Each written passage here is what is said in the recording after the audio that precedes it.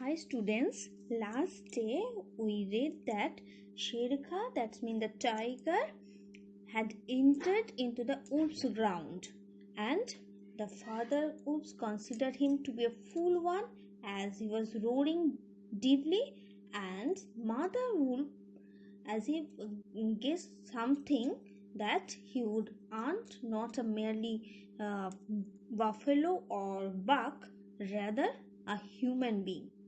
Now let's see what would happen. Father Wolf ran out a few paces and heard Sher Khan muttering and mumbling savagely as he tumbled about in the scrub.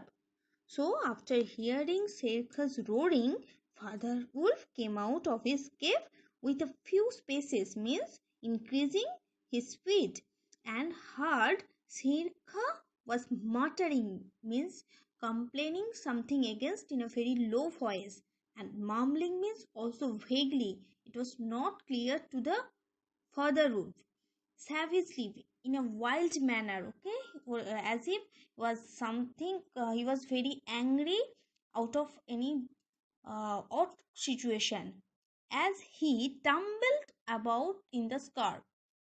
And why he was complained against something? Because he was fell down in the scarf means the ticket, okay, the grasses. The fool has had no more sense than to jump at a woodcutter's campfire, and he has burnt his feet, said Father Wolf with a grunt. So, last day we experienced that the Father Wolf mocked Tiger the Sher Khan for such stupid behavior. And here again he considered Sher Khan as a fool one, as he had burnt his leg. Where? At the woodcutter's camp. So some woodcutters made camp within the forest, and with the intention of for hunting the woodcutter, Sher Khan went there, but he failed to hunt the man. Moreover, he had burnt his leg. He was injured. Okay, so out of that injury, now we understand that out of that injury, he was complaining in some muttering and mumbling words, and also due to this injury, he tumbling tumbled about in the scrub also. So such stupid behavior is not accepted from a tiger at all. That's why the father wolf make considered make such comment and considered him to be a fool one.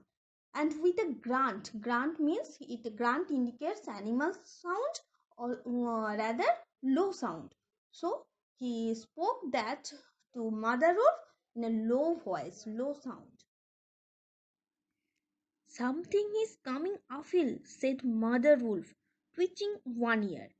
So now mother wolf said that something is coming, Afil. That means she now could hear the footstep of Sher Khan, and her gesture by twitching one ear means shaking his one ear. He said that thing that Sher Khan would come towards their cave. The bushes rustled a little, and Father Wolf got ready to leap. Then, if you had been watching, you would have seen the most wonderful thing in the world. So, the bushes rustles means there was a rustling sound in the bushes. Rustling sound means if you walk on the dry leaf, it will produce a dry sounds. Okay, this sound is called rustled. So the bushes rustled littles. It indicated that the Sher Khan would come. Okay, that's why the dry leaves produce a kind of sound. And Father Wolf got ready to leave. So Father Wolf was also ready to fight with Sher Khan. Then, if you had been watching, you would have seen the most wonderful thing in the world. So, here the writer Kipling suggested the reader that if suppose the reader would be a reader was the wolf, father wolf, then they could they would have seen the most wonderful thing in the world. So, what was the man? He snapped. A man's curve. Look. So now you understand that the father wolf actually saw a man, and he was so surprised that he snapped, means he was saying with a cracking voice to the mother wolf, a man's cub, look. So here he considers the baby of a human being a cub one, because as they belong to animal world, they call their babies a cub. So that's why here he also considered the human baby of a man, a man's cub, and he suggested the mother wolf to look at the baby. Directly in front of him, holding on by a low branch, stood a brown baby who could just walk. So what a wonderful sight! Directly he now the father wolf shot directly the man's cub, means the baby was brown in color, means the complexion of the baby was brown, and he was a toddler. He could just walk now. He's too small, okay, and he was holding on by a low branch, okay, and there he was holding a low branch. He looked up into Father Wolf's face and laughed. So how cute! So, but the baby was so courageous. He was not afraid at all to see the Father Wolf. Rather, he laughed, okay, and looked up to the Father Wolf. Actually, he enjoyed a lot to have the association with the animals, okay. Man, is that a man's cub? Said Mother Wolf. I have never seen one. Bring it here. So here Mother Wolf expressed and doubts or confusion, as she had never seen a man's cub. So she was not definite that it was actually a man cub or not. It's a odd thing. It's a new thing to her. So he suggested Father Wolf with great interest to bring that baby to her cave. I have heard now and again of such a thing, but never in our pack or in my time, said Father Wolf. So Father Wolf also added that though he had heard something about human beings, that it looked that or not, and but never he had seen such a thing even within his pack. Pack means the group of wolves, that collective nouns, a pack of wolves. So they lived within a pack. So never he had seen within his pack a man, or even in his lifetime. So this was such a new thing to them. He is altogether without hair. So animals are usually covered with thick hair. So it's just a odd thing, a new thing for them, that now he observed a human being, a baby, altogether without hair. They were so surprised to see the human being. How wonderful the sight is. The moonlight was blocked out of the mouth of the cave, for Sher Khan's great square head and soldiers were thrust into the entrance. So, from the in the first unit, we read that it was a moonlit night. So now the moonlight came into the cave of the wolves also. now the moonlight was blocked. Okay, so someone now had blocked that moonlight of the mouth of the cave. So someone had came to the cave and blocked the moonlight. Who came? Yes, for Sher Khan's great square head and soldiers were thrust into the entrance. So now Sher Khan had entered to the cave of the wolves, and his square head and soldiers. Here the body structure is referred as square head and soldier. It is also symbolic that it symbolizes the power, the strength of an animal, the power and strength of Sher Khan. So with its all power and strength, Sher Khan entered into the cave. Okay, and entered into the entrance of the cave.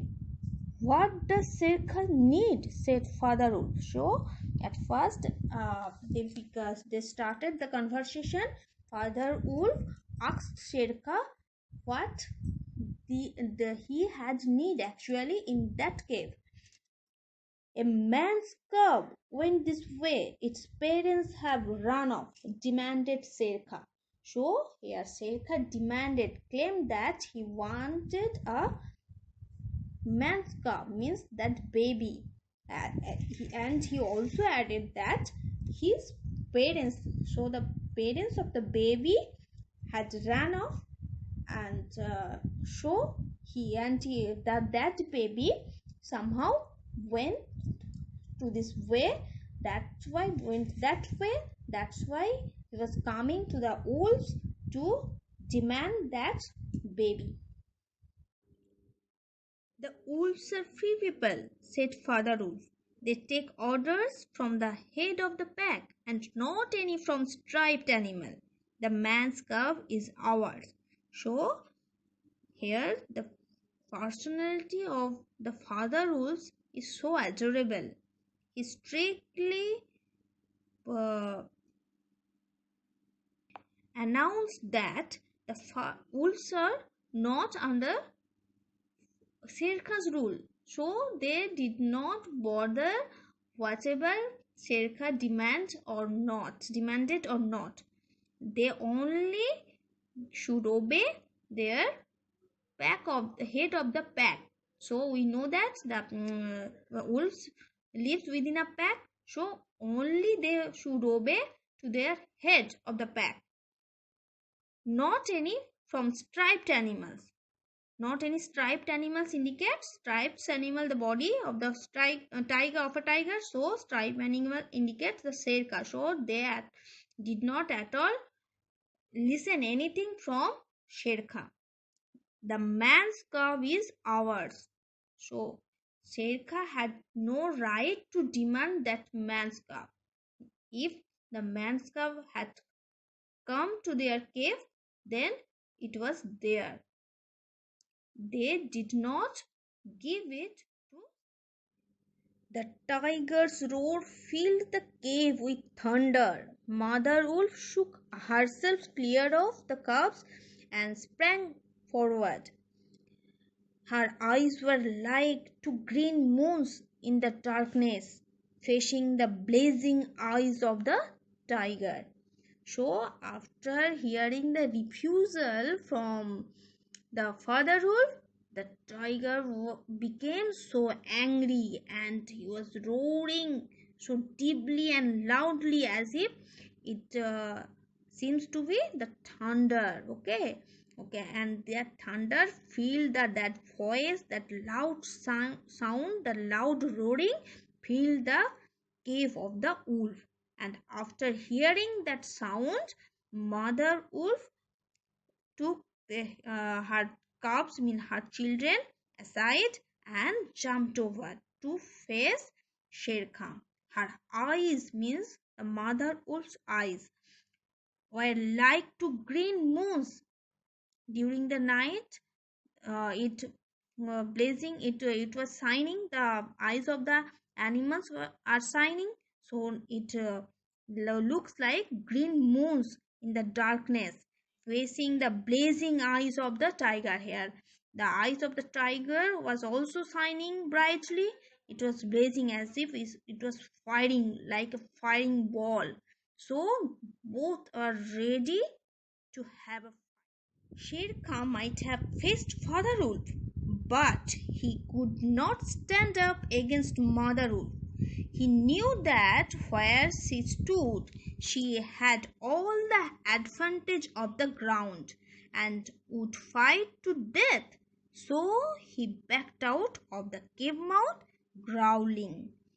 So here Sherka at least shows his intelligence, as he knew that it was so impossible to fight with the mother wolf, because if mother wolf was angry, it was just impossible to defeat her.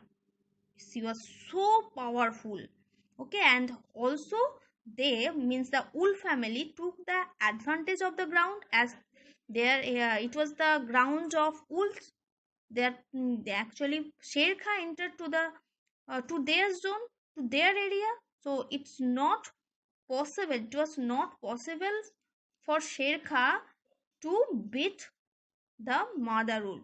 So so the Sher Khan backed out of the cave mouth. So he went back from the cave mouth of the wolves, growlings mean roaring.